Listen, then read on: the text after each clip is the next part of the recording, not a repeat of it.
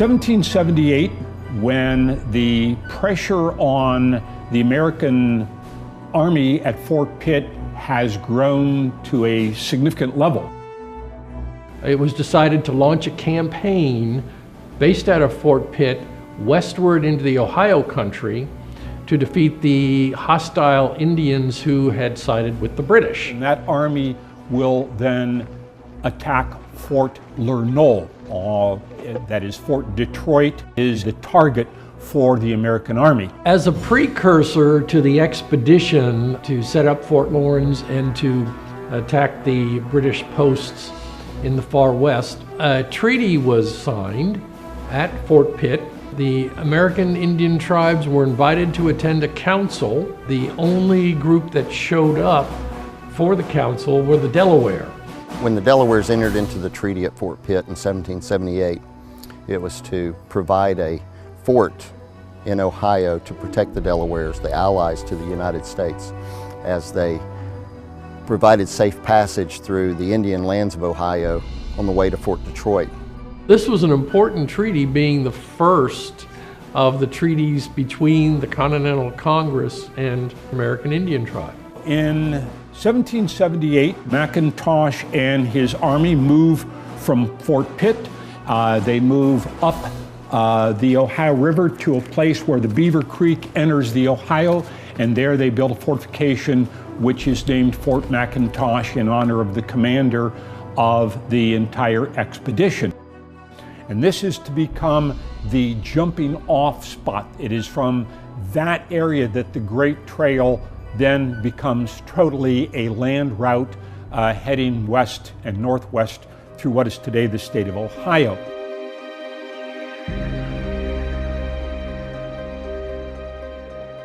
Once the journey started, they had about 1,200 men.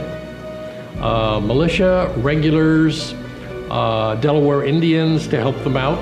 But remember, you're going into wild wilderness here with the possibility of British-aided hostile tribes in the neighborhood.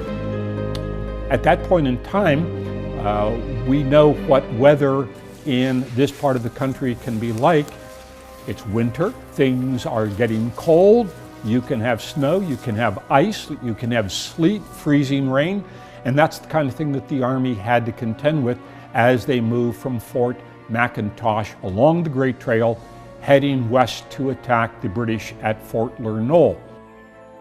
So when McIntosh arrives on the banks of the Tuscarawas River and begins laying out where he's going to build this fort, he is not obeying a very important part of this Treaty of Fort Pitt, and that is building a fortification close to their towns.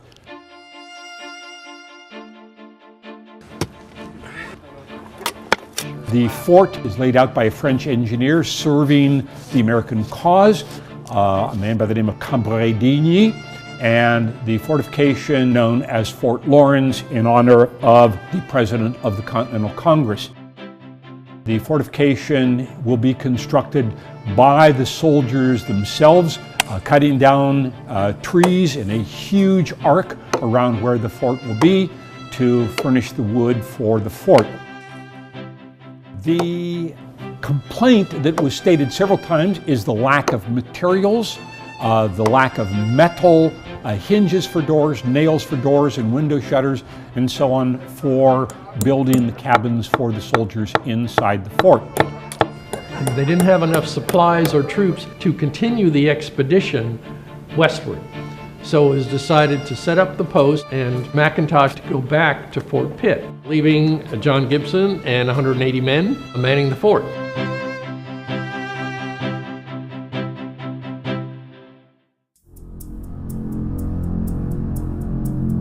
Unfortunately, word of Fort Lawrence's existence goes back to the British at Detroit, Fort Lernoul. And one of the leaders of this was a Captain Henry Byrd from the British Army, and Simon Girty, who was what's called a renegade. He was an American, but he was siding with the British. He has maybe 10 men from the 8th Regiment of Foot, and then a quantity of Indians. The Wyandot, the Mingo, the Shawnee Indians that were part of the war party They are in the area for a number of days. They ambushed a tree cutting party that had been sent out from the fort. Soldiers of the guard! The wood party's under attack! We presume they were killed instantly. The men in the fort can do nothing to protect them. They saw the attack, but it was at a distance that the weapons that the soldiers carried weren't accurate at that range. So we have what becomes known as the massacre at Fort Lawrence, and with that, word is sent back from Fort Lawrence to Fort McIntosh, Fort Pitt, that the fort is under attack.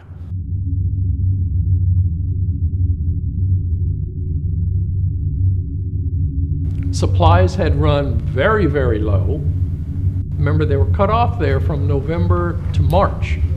The men did not have winter clothing. They had the same clothing basically that they had in the summer months. The only thing they could do was wrap a blanket around their shoulders to try to keep in some of their warmth. Stories were that at one point they killed a deer, brought the deer into the fort, but before they could cook it, the soldiers actually pulled it apart and ate the raw meat. The lack of food was so great that they took off their moccasins in one case, washed them, and tried to boil them so that they could eat them and drink the broth from them. Moccasins that had been worn for any length of time would have no food value, and no matter how long you boiled them, they probably would never become edible. Finally, on March the 23rd, an expedition that had been launched from Fort Pitt had reached Fort Lawrence. Sergeant of the guard, the relief party is here! The men in the fort are so glad to see McIntosh, 500 men and a lot of pack horses.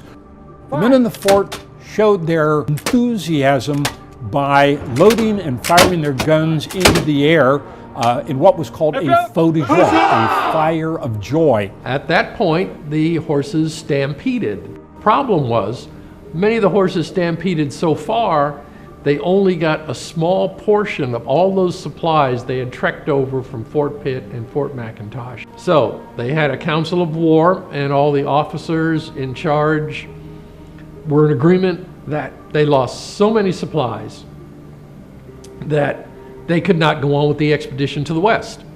So that was the end of the expedition to the west to try to take the Indian towns around the Sandusky River and Lake Erie.